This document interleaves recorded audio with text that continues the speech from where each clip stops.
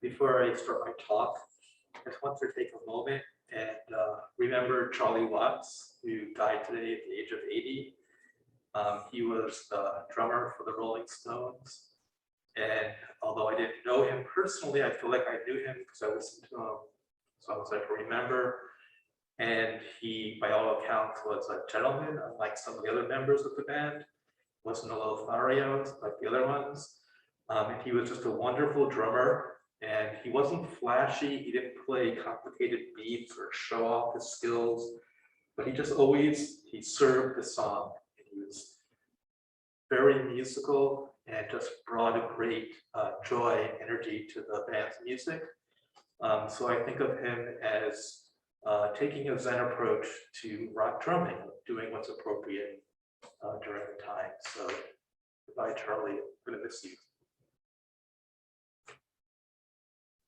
So the title of my talk is No Self and Freedom. I'm going to talk about basic Buddhist teaching of no self and how it relates to our everyday life. So a core Buddhist teaching is the doctrine of Anatman. So Atman, you can think of as meaning a permanent self, the substance that is the real us, like a soul that persists through time. And it was a core Hindu belief, maybe it still is, that we all have this Atman in us, and when we die, our soul is reunited with the great soul of the universe. And the Buddha taught that we really can't find this substance, this eternal substance in our experience. He taught Anatman. There's nothing in our experience that is fixed and unchanging. That's the real us. So that's a core early Buddhist teaching. And then later Buddhist teachings emphasize this in the teachings of emptiness, where in Sanskrit, emptiness is shunyata. It's sort of the idea of like a balloon appears to be solid, but it's empty. There's a void in it. That's sort of the connotation of emptiness. And the idea is that what we perceive or conceive of as separate fixed things don't exist on their own. Everything is interdependent, which when you think about it, if everything is interdependent, nothing exists on its own, from its own side. And so emptiness refers to that what we conceive of as separate things are empty of their own self-nature. And it also refers to the inconceivable nature of reality. So our minds break up reality into different things, different concepts, which is important and useful. But we lose sight of the fact that these are human constructs that we're imposing on something that can't be captured in an idea.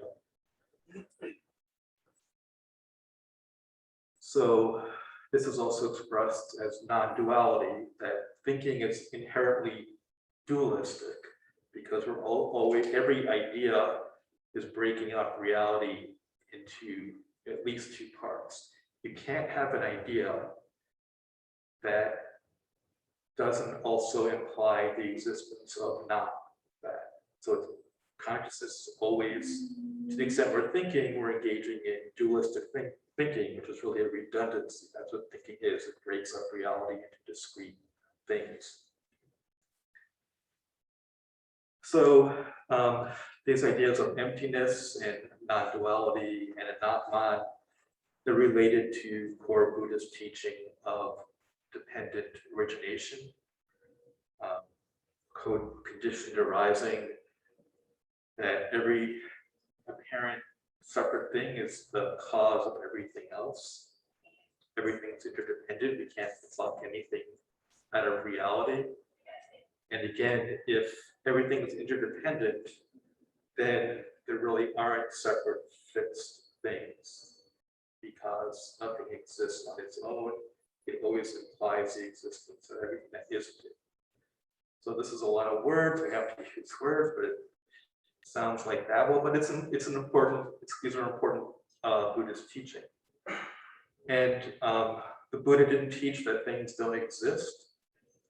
Things exist, but he was teaching how they exist. How they exist is interdependently, just opposed to separate fixed things. And so this was called, he taught the middle way between eternalism and annihilationism, between there being fixed things that exist through time, like in Atman, and annihilationism, nothing exists, it's all in our minds. No, things exist, reality is here, it's present, but he taught a way of viewing how things can be the way they are. And he also taught, or at least his followers later taught, even these ideas are not something that we should glom onto, right? Because reality can't be captured in ideas, that includes these ideas of emptiness. But we have to talk. So these teachings are not so problematic when they're about not me, right? It's fine if all of you are interdependent and don't exist through time and aren't separate beings. It's a problem when it's me, and probably a problem, it seems like a problem when we apply it, if you apply it to yourselves too. And the Buddha didn't teach that we don't exist, right? We're real, we're having this experience, we're having these separate experiences, we're all having these separate experiences. So he's not saying we don't exist and we're not real. What he taught was that beyond or behind this experience that we're having, there's no fixed thing that's me, that persists in time. And one way he tried to explain this was through the teaching of the 5 skandhas or aggregates, where if you look at your experience, your actual experience of your life, you can break down the world that we experience and live in, as consisting of 5 changing things: form, perception, sensation, formations, and consciousness. So form would be like matter, our bodies. It could also be thought of as everything that we think of as not me, stuff out there. It's form. Then the rest of the skandhas describe our mind. So perception is our 5 senses plus the mind that we take in the world. They connect with objects, so that's perception. Sensation is the feeling of something being pleasant or unpleasant or neutral. So we can also notice that about our experience. Things sometimes have a valence. Formations, mental formations are leanings of mind, that we want things, maybe impulses, but we're just not neutrally taking in things and not neutrally noticing things are pleasant or unpleasant, but we're actually trying to get something. And then the last one, consciousness, is either on or off. Either you have it or you don't, and we all have it if we're alive, and it's the thinking part of our mind. So I don't think it's so important. I think you can break down our experience of our life in many different ways. This was a useful model, but again, they shouldn't be taken as real existing things. And the point of it is that if you look at each of these components of our experience, you can't find anything that isn't changing. You can't find anything that doesn't persist through time. That does persist through time. And that what we call the I or myself or my ego, wherever you want to posit there, is really a combination of these changing factors. And then later, Nagarjuna, an Indian teacher, explored this idea of skandhas to show how this means there really isn't a separately, independently existing self. So if you look at the body can't be the self, right? The body's changing. We don't control all the parts of our body. And when we die, the body is still there. One moment you're alive, one moment you're dead, the body's still there. So the body can't be.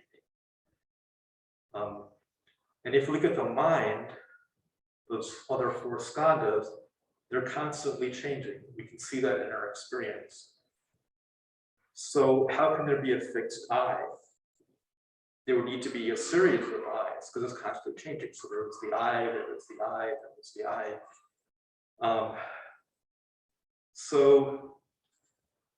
That doesn't make sense. So Nagarjuna would say that to think of a self that's the same as my body and mind doesn't make sense because it's all changing. You can't find anything fixed there. So maybe the self is something other than this changing body and mind. Maybe it's something like an Atman, right? A soul. Or maybe it's a little v that doesn't change inside my body. But whatever we posit there as it's really an imaginary self. It would be something different from the self that is experiencing what's going on right now. So if you think of this other thing as your true self, it's different from the I that I experience that's going through the world. So how can that be the real me? It doesn't. I mean, the only thing I really know about myself is I'm having this experience right now. So how could the real me be something different from what's having this experience? So we can't say that the real me is something other than the changing body and mind. It becomes just this useless abstraction. Or maybe it's not useless. You can find a use for those ideas, but it doesn't seem to ring true. And we can never find it in our actual experience. We cannot locate it in space or time in our actual experience. So there's no reason to think it really exists. So basic Buddhist teaching is that we impose this sense of self on something that is constantly changing, and there isn't a fixed self that exists and persists through time. So what's the big deal? Why does that matter? Let's say it's true that the self is a delusion, in a sense, as Buddha taught. So what? I mean, delusions aren't necessarily bad, right? It helps to have the sense of self. If we didn't have the sense of self, we couldn't survive.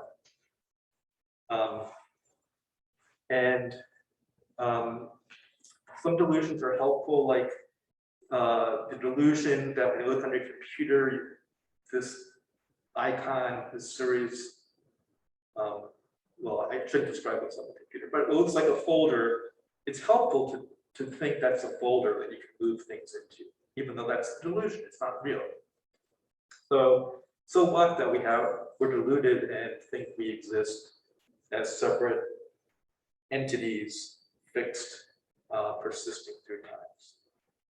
Well, the delusion is helpful to us. It helps, it's necessary.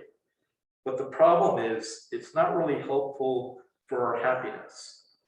It's not helpful for having a peaceful life. It's helpful for survival. It's necessary for survival. But it's not necessary or even conducive or consistent with happiness and a peaceful life. So if we cling to the idea of ourselves as a fixed thing, then we immediately have these problems, because now we have something to protect and defend. And now we can get caught by our feelings of anger or being slighted or envy, all of our negative emotions. They can catch us. Whereas if we can see that our sense of self is a delusion, it's liberating.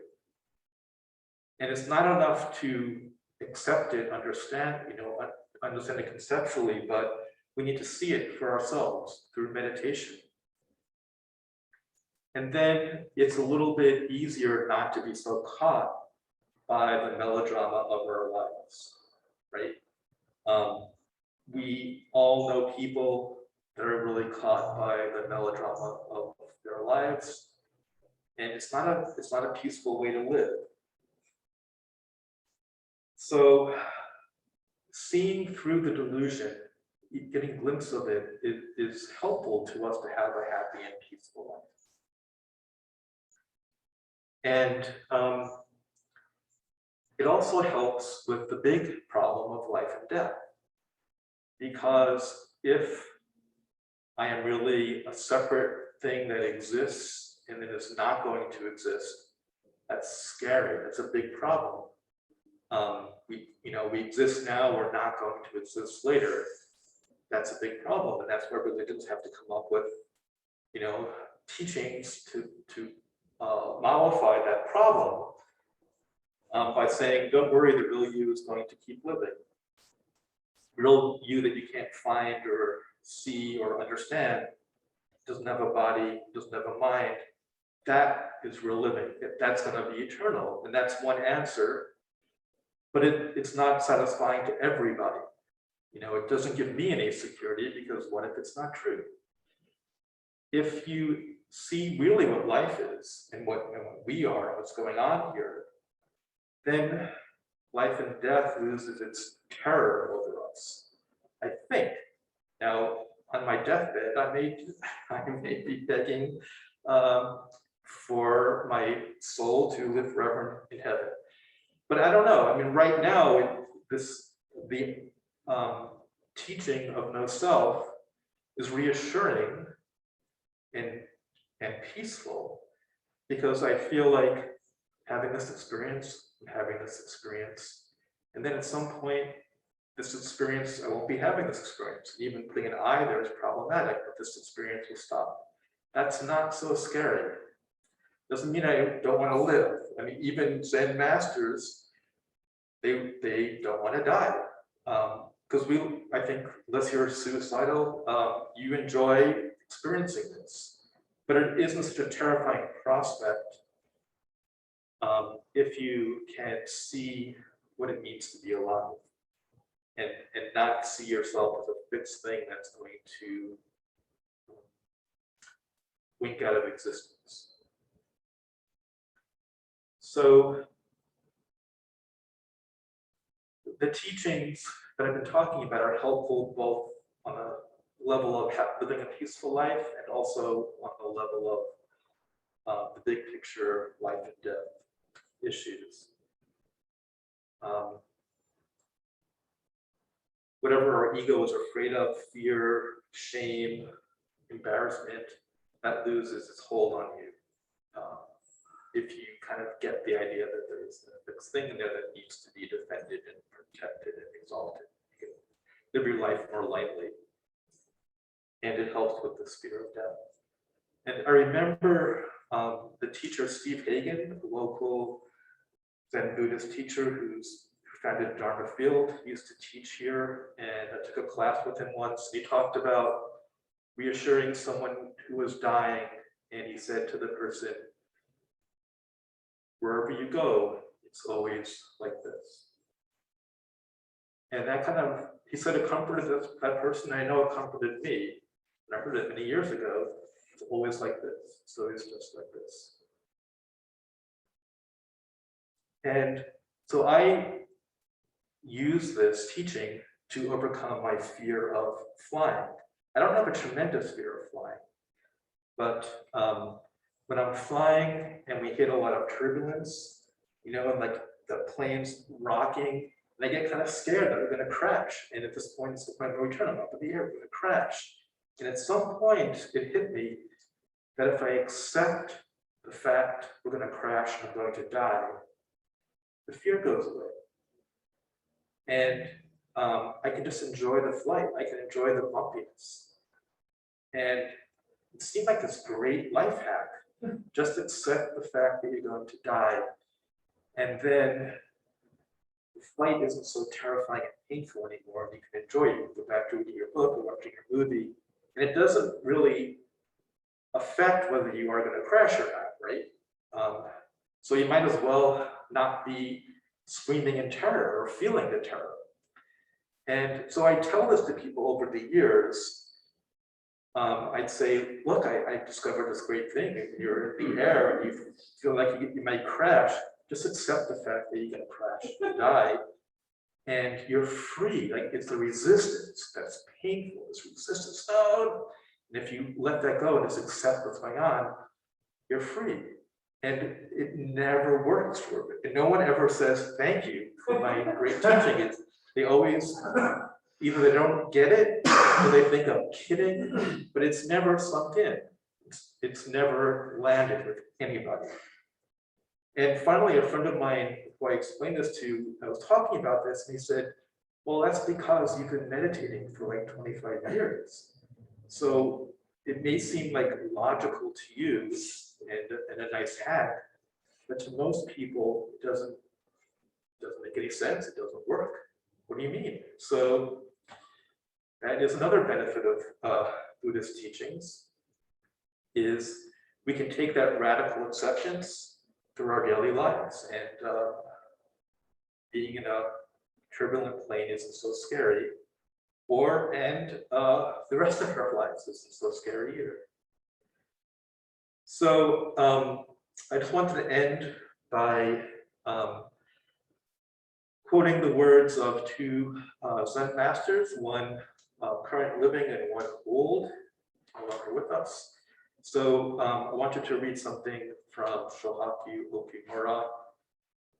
He used to be our teacher, guiding teacher here after Kenigiri Roshi died. Now he's the founder of the Sanchin Zen community in Indiana.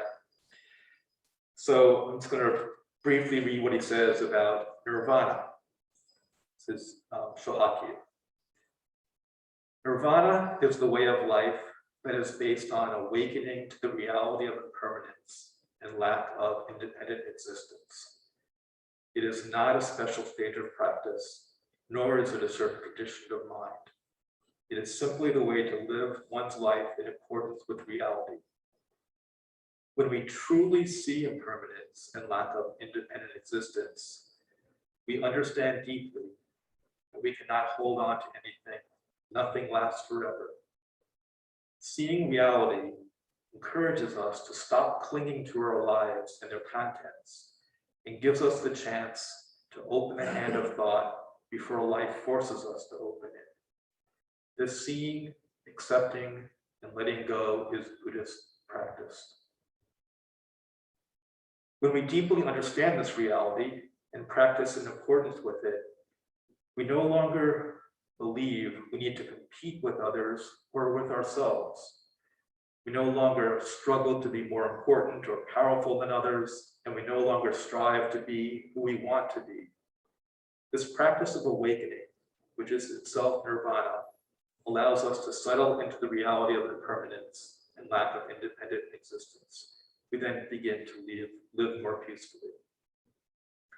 Then he goes on to explain that after the Buddha attained nirvana, he still suffered. He wasn't engaged in the cycle of samsara, of endless suffering that we cause ourselves. He still became an old person. He still worried about wars his country was involved in. Travel was even harder back then. So the afflictions never completely go away, but this practice can help us live a peaceful life in the midst of them.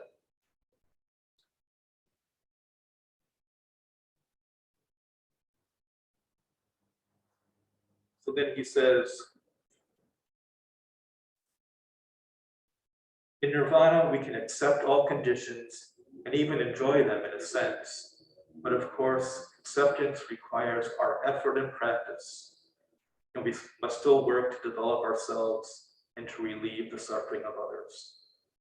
If we open the hand of thought that grasps this person, that is, this self, as the center of the world, then our lives broaden and our hearts open to all beings.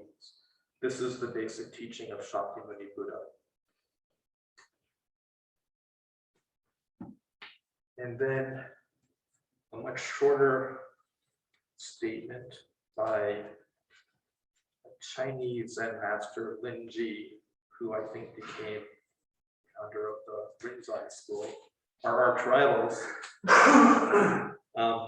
A little aphorism called the free self. If you want to be free, get to know your real self. It has no form, no appearance, no root, no basis, no abode, but is lively and buoyant.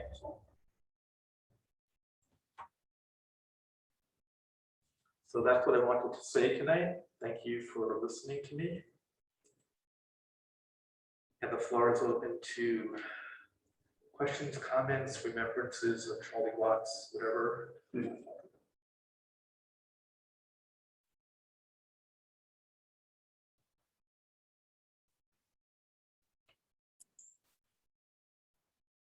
Yes, Deb, do you want to unmute yourself?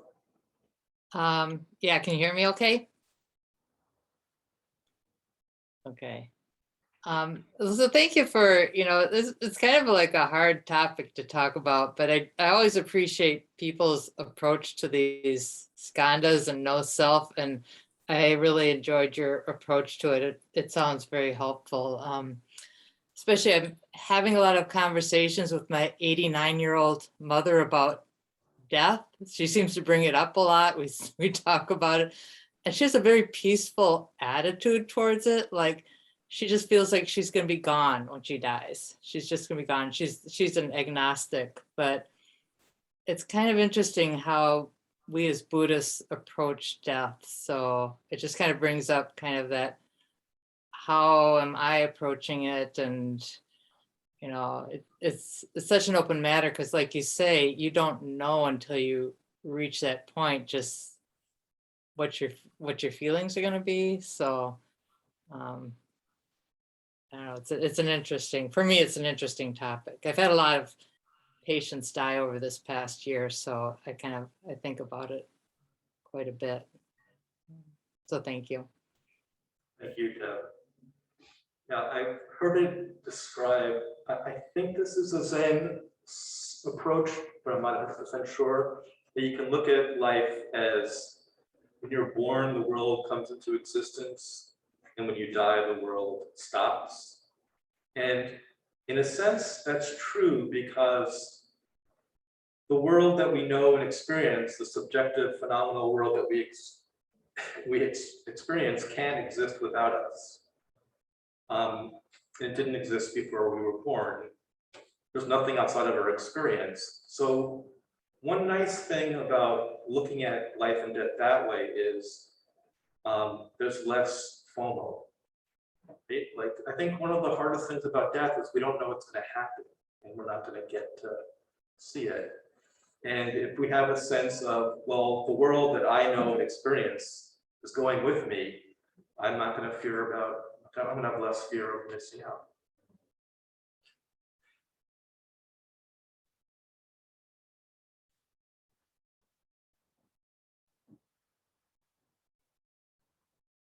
Also, peers have talked about how we're so worried about lack of existence after we die, but we don't really worry about lack of existence before we were born.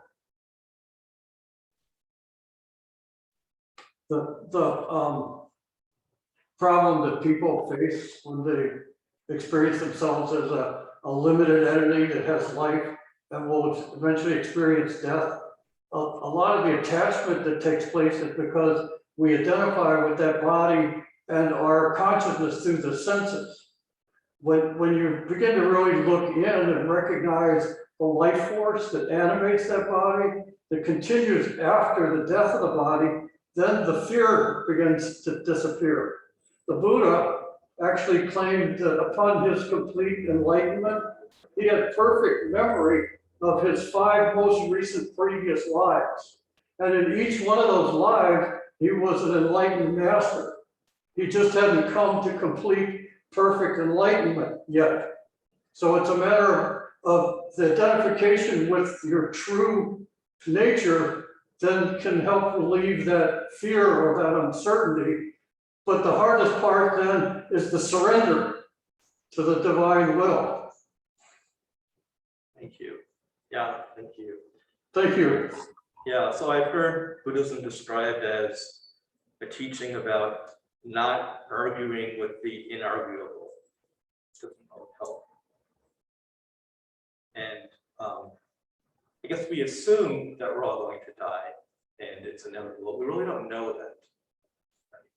Like everyone in the past has died, except for the ones living now. That doesn't mean we're going to die. And some people have said that eventually, through technology, we'll cure disease and we'll be able to have very long lifespans. And it doesn't mean people will be eternal, because people will still be hit by cars and fall off cliffs and stuff, but people won't die of natural causes eventually. And in a way, it's a good thing that we're not going to be around those times, because could you imagine having to worry about being hit by a bus, or conversely, imagine having to brush your teeth for 1,000 years.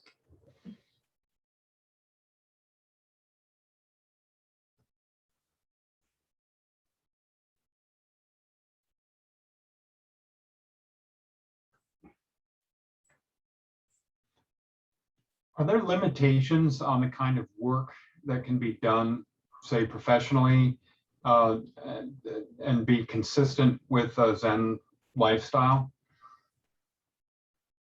No. I used to think that. Before I retired, I was a lawyer. And when I first came to Zen Center, I asked the priest, can I do this practice and still be a lawyer? And he said, look, conflict and competition is part of everyday life. I'm a Buddhist priest, and we're competitive about who's the best Buddhist priest. So Buddhist practice is about living a peaceful life in the midst of the human condition. And if anything, the more stressful job you have, the more this practice is helpful. So now the Buddha taught, right livelihood, meaning don't make a living by taking life, for example, or hurting others. But that doesn't mean you can't do this practice if you are in one of those professions. It just means that that profession isn't conducive to your well-being and the well-being of others. But I think this practice is good for everyone, if it resonates with you. Thank you. Sure. Wayne, that makes me think of what Thich Nhat Hanh told some police officers. He did a police officer training in Madison 15 years ago or something. One police officer asked him, I don't know if I can do this practice. I hold guns and I might have to kill someone. And Thich Nhat Hanh said, who else do we want holding guns other than like really mindful individuals? Yeah. So yeah, absolutely. I love this talking about death. Just randomly, I was talking to my kids about it, and they're 10 and 8, and my ex-wife's Catholic, but she doesn't really bring to church, and I didn't really talk to them about death much. And the interesting thing about talking to kids about death is they haven't been indoctrinated into all the options, right? So I grew up Catholic, I know about heaven and hell. We all know about all the different Buddhist options, including rebirth, but they have a very cursory experience with it. So when I was asking them what they think happens, I don't know, they didn't really know. We basically came down maybe, maybe not, right? Now, what did they want to happen? Either go to heaven or get reborn as a dog. Those were kind of the two winning options. But yeah, it was always like maybe, maybe not. It's funny. Yeah, well, those are 2 of the 5 options in Buddhist cosmology too. Oh, yeah. Animal realm or the God realm. Mm-hmm. So they have a pretty good shot of, and then take the human realm, it's like 3 out of 5, like 60% chance of getting one of their wishes.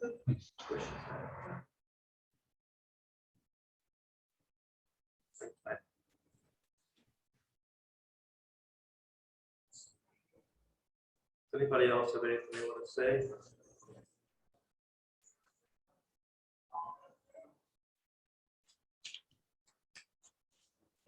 All right.